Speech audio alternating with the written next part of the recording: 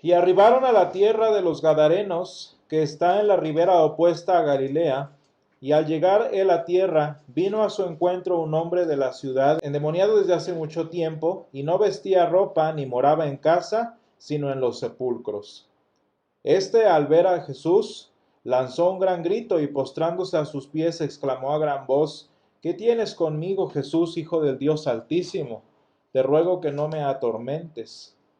Porque mandaba al espíritu inmundo que saliese del hombre, pues hacía mucho tiempo que se había apoderado de él, y le ataban con cadenas y grillos, pero rompiendo las cadenas era impelido por el demonio a los desiertos. Y le preguntó Jesús diciendo: ¿Cómo te llamas? Y él le dijo: Legión, porque muchos demonios habían entrado en él. Y le rogaban que no los mandase ir al abismo. Había allí un hato de muchos cerdos que pasean en el monte, y le rogaron que los dejase entrar en ellos, y les dio permiso. Y los demonios salidos del hombre entraron en los cerdos, y el hato se precipitó por un despeñadero al lago y se ahogó.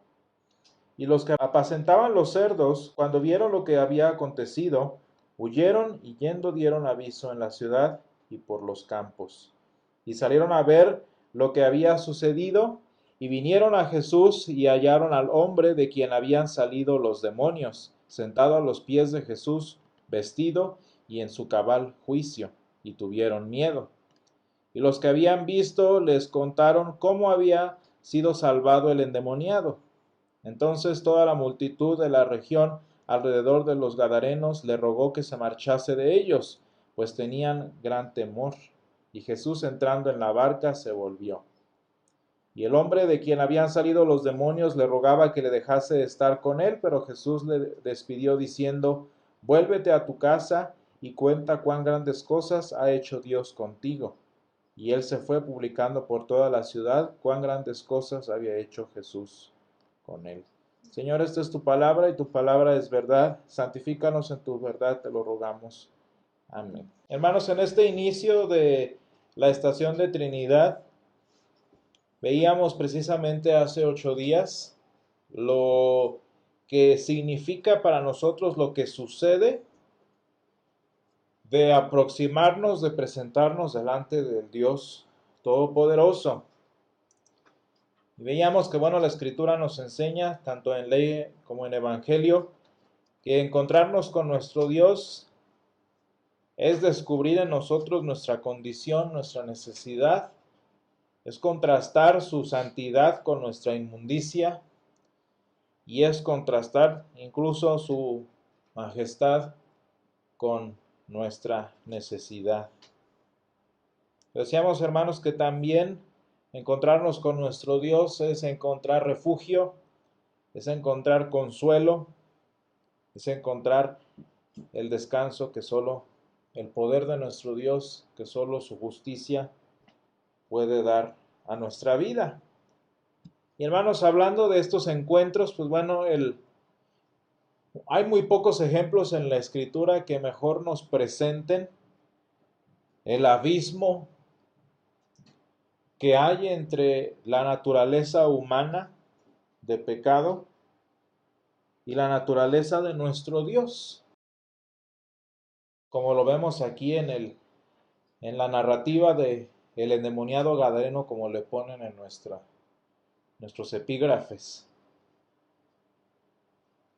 ¿Qué distancia, hermanos, tan grande había entre este hombre? Fíjense qué interesante incluso el comentario, si le podemos llamar hombre. No nos resultaría fácil decir entre esta cosa incluso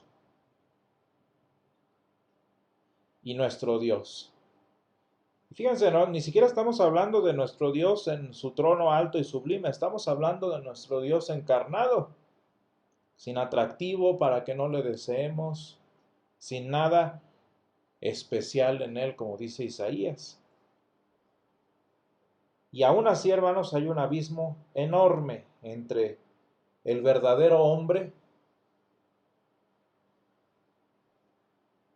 que fue nuestro Señor Jesús, y pues ahora sí como dicen las expresiones modernas, pero en otro sentido, este intento de hombre. Y hermanos, esa distancia que vemos entre esta versión bíblica de nosotros, la encontramos de entrada ya en el versículo 26, que inicia localizándonos geográficamente entre, precisamente si vemos al inicio de este capítulo, vemos a Jesús, sus 12 discípulos y a las mujeres que siempre aparecían junto con él, estando precisamente aquí donde nos dice Galilea. Luego vemos, vean ustedes la transición en donde está la madre del Señor y luego, curiosamente, la tempestad en el mar que el Señor calma, y luego llegamos ahora sí a Gadara. ¿Por qué menciono la ubicación geográfica, hermanos? Pues porque en la palabra de Dios y especialmente en el contexto del Antiguo Testamento, una de las muestras más grandes de la división o de la condición humana, más bien de la condición humana, de el gran enemigo que tenía el ser humano, pues era precisamente el mar. En este caso pues es un laguito, pero en la cultura popular lo conocían como el mar de Galilea, que es el mismo de Tiberíades. Y vean entonces, hermanos, cómo de donde el Señor Jesús se movía, que era Galilea en general, de donde sucedía, digamos, el ministerio de salvación regular de nuestro Salvador, había un mar de distancia con donde estaba este hombre. Y eso pues a lo mejor nos parece muy literal, pero tiene un significado espiritual muy importante, porque en el Antiguo Testamento e incluso también en el Nuevo, particularmente Apocalipsis 21, el mar es sinónimo de muerte. Muy a propósito, San Juan dice en Apocalipsis, y el mar ya no existía más. Entonces vean, hermanos, cómo este mar que separaba literalmente el área del ministerio del Señor con este hombre, representaba la distancia tan abismal que tenía este individuo con nuestro Señor. Y dice que entonces Jesús, al llegar a él a tierra, vino a su encuentro un hombre de la ciudad. Fíjense, vino en esta ribera opuesta a Galilea. Un hombre que estaba endemoniado desde hacía mucho tiempo. Y hermanos, quiero que notemos el contraste de vivir en la nada del lado del Señor a vivir en la nada sin el Señor. Porque hermanos, distancias hay en todos lados, pero no es lo mismo vivir lejos con el Señor que vivir lejos sin el Señor. Porque hermanos, vean cómo hasta aparece una descripción a propósito, que muy posiblemente lo hizo San Lucas a propósito. Una descripción opuesta a la condición del pueblo de Israel que también vagó en el desierto. Ya como este hombre dice que no vestía ropa, muy distinto al pueblo del Señor, que aunque estuvo 40 años en rebelión, dice que su ropa no envejeció. Dice que no moraba en casa, muy distinto al pueblo de Israel, que a pesar que no tenían literal tierra, no tenían dónde estar, dice el Señor, el punto, hermanos, del tabernáculo era que el Señor quería hacer morada con su pueblo. Y dice que moraba en los sepulcros. Hermanos, vean lo que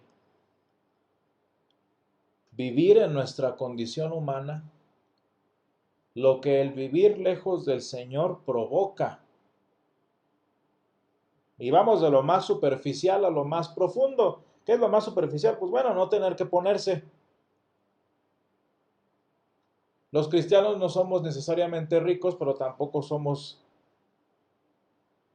¿cómo podemos decir? Pordioseros. Porque bien dice la palabra que nunca ha habido justo que mendigue pan. Y sí, tenemos problemas financieros, sí hay situaciones de crisis que nosotros mismos nos buscamos, pero hermanos, una de las muchas promesas de la palabra de Dios es que el Señor siempre peleará por nosotros, incluso en nuestras finanzas. Y por muy pobres que estemos, hermanos, no somos miserables, no somos pordioseros. Porque el Señor, hermano, siempre, ya sea bendiciendo nuestras finanzas o a través de su pueblo en muchas maneras, siempre el Señor nos da que comer. Siempre el Señor nos da que vestir. Poquito o mucho, sin importar en dónde estemos o la cantidad, pero el Señor siempre procura a su pueblo. Y dice este canto tan bonito que estaba yo escuchando, de hecho, en la semana, dice, feliz cantando alegre, yo puedo siempre ser. Y luego dice, si Él cuida de las aves, cuidará también de mí. Por mucho, hermanos, que nos falte la ropa, por mucho que nos falte el alimento, el Señor nunca dejará nuestra mano. Y ni siquiera en este sentido tan intrascendente como es tener que vestir. Y hermanos, el Señor nos da morada. Vaya, incluso si viviéramos como tantos cristianos perseguidos, incluso si viviéramos en el desierto, esta palabra desierto en nuestros textos, sería mejor traducirlo como en medio de la nada. Aunque viviéramos sin un lugar fijo, como los misioneros, o como los mártires, o como los perseguidos, aún así tendríamos morada, porque el Señor en su palabra hace morada con nosotros, como decía hace un momento.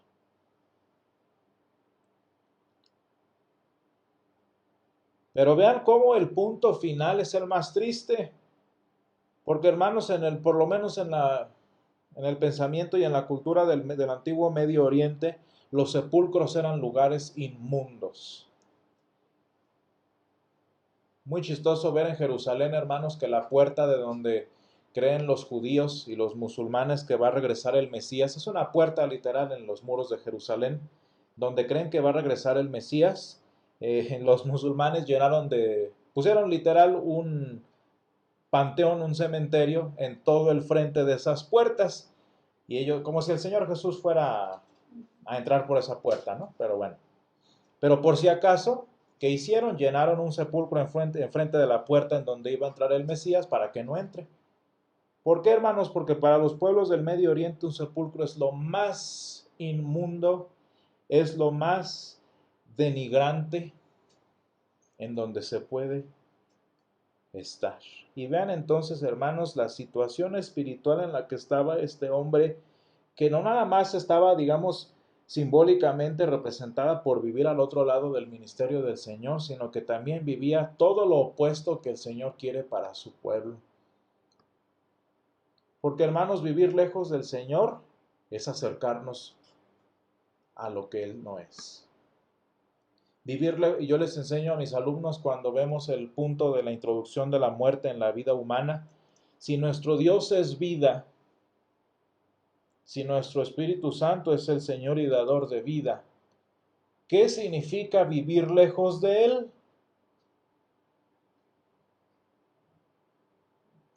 Hermanos, no hablamos de ministerio de ¿cómo se le llama?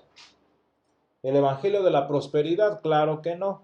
Y lo hemos visto muchas veces, la fortuna, la buena vida, la estabilidad financiera no siempre es señal de que el Señor esté bendiciendo. Puede ser también Satanás.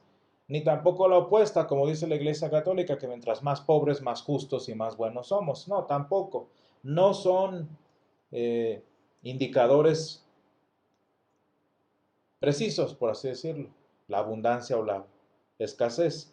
Pero hermanos, lo que sí podemos ver es que alejándonos del Señor nos alejamos tanto de sus bendiciones, eso sí, por el lado que le querramos ver, alejarnos del Señor o vivir en nuestra condición lejos del Señor es estar lejos de sus bendiciones y es estar lejos de su vida. Hermanos, ¿qué hizo el Señor Jesús y qué es lo que nosotros queremos hacer con base en la promesa de nuestro Señor? Pues queremos alejarnos lo más que se pueda de un sepulcro, ¿no?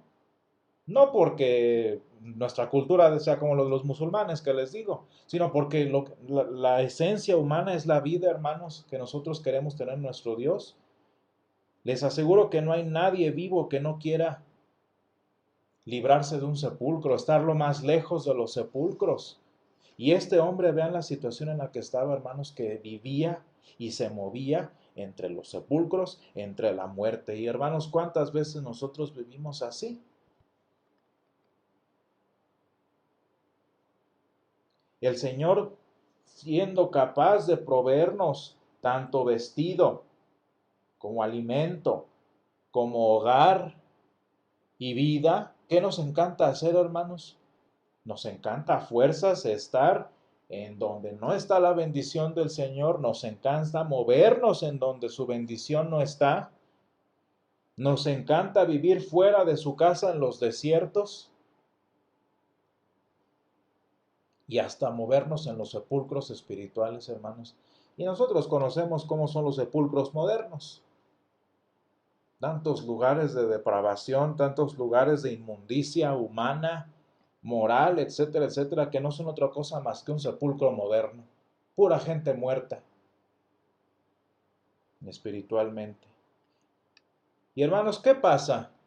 Pues resulta que el Señor llega ante este hombre, como el Señor muchas veces llega ante nosotros.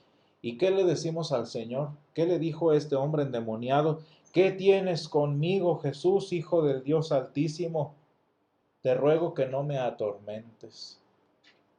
Porque hermanos, por muy lejos que vivamos, por muy lejos que estemos y muy distanciados que estemos, sabemos quién es nuestro Dios.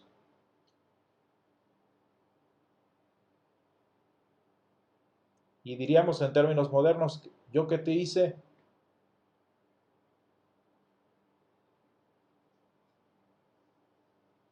No me atormentes. ¿Y qué, hermanos, por qué el demonio le dice esto si Jesús nada más iba caminando por allí?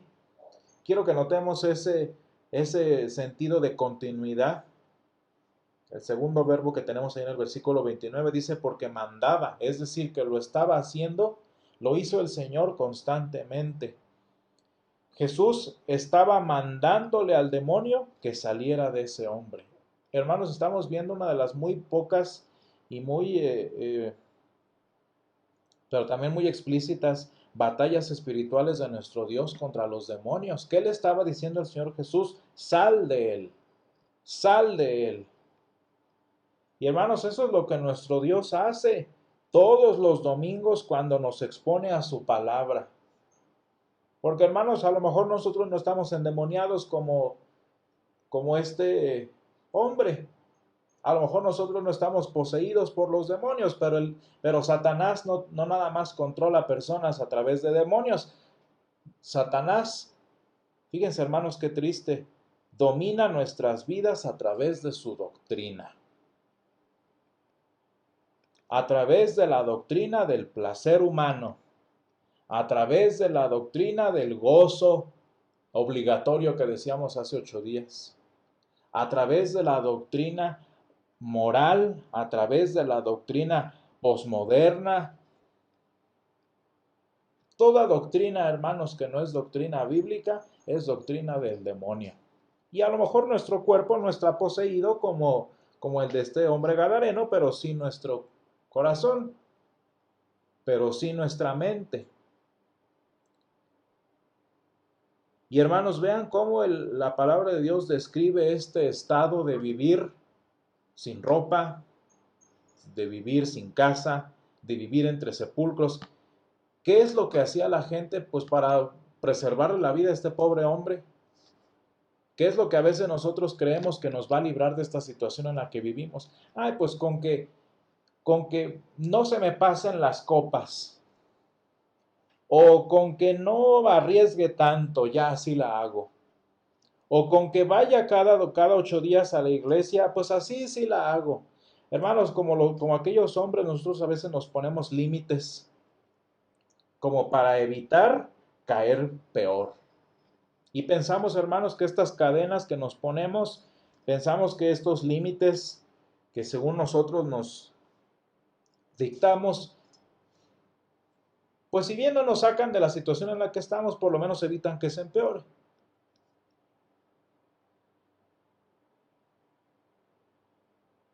Pero ¿qué es lo que pasa, hermanos, en nuestra condición humana? ¿Qué es lo que, a pesar de esas cadenas, qué es lo que dice la Escritura? Pero rompiendo las cadenas, dice en el versículo 29, era impelido. Qué palabra tan interesante, ¿no? Por más que se amarrara al gadareno, por más que nosotros, hermanos, nos amarremos, nos pongamos límites, nos pongamos metas para superar nuestra condición, ¿qué es lo que va a hacer la doctrina de Satanás? ¿Qué es lo que va a hacer, hermanos, los demonios que tanto nos asedian? Van a impeler nuestro espíritu para alejarnos todavía más de nuestro Dios. Esa es nuestra inclinación de continuo al mal, hermanos. Sin embargo, ¿quién es el que gana en esta historia, hermanos? Estamos hablando de esta lucha, ¿no? Que hasta parece como si fuera lucha de iguales. El Señor le dijo, sal de él. El demonio no estaba presentando lucha, nada más estaba de necio. El Señor no estaba, ¿cómo podemos decir?, batallando para sacar ese demonio. El Señor con una palabra lo saca.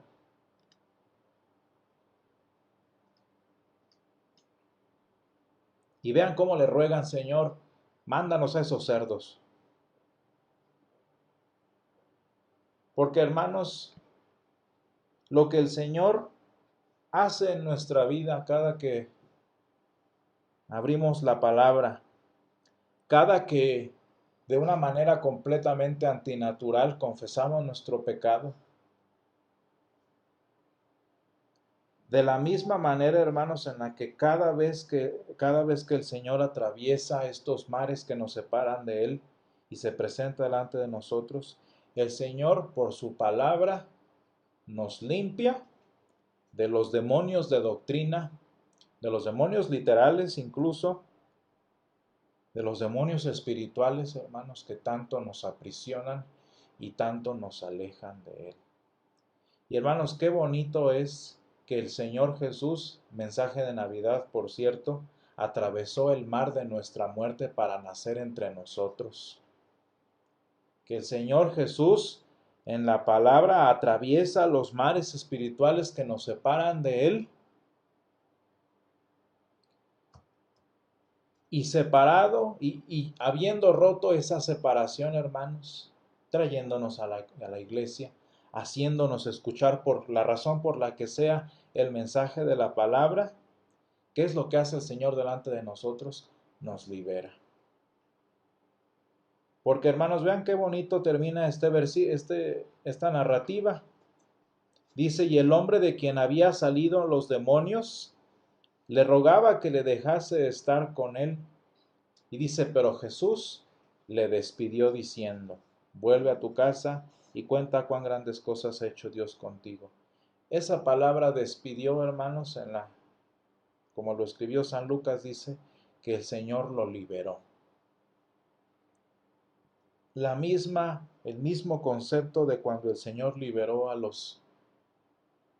al pueblo de Israel de Egipto, y el mismo lenguaje, hermanos, de cuando el Señor nos liberó a nosotros de nuestra condenación. Y hermanos, qué bonito es que nosotros como cristianos un día el Señor atravesó el mar de muerte en el que estábamos.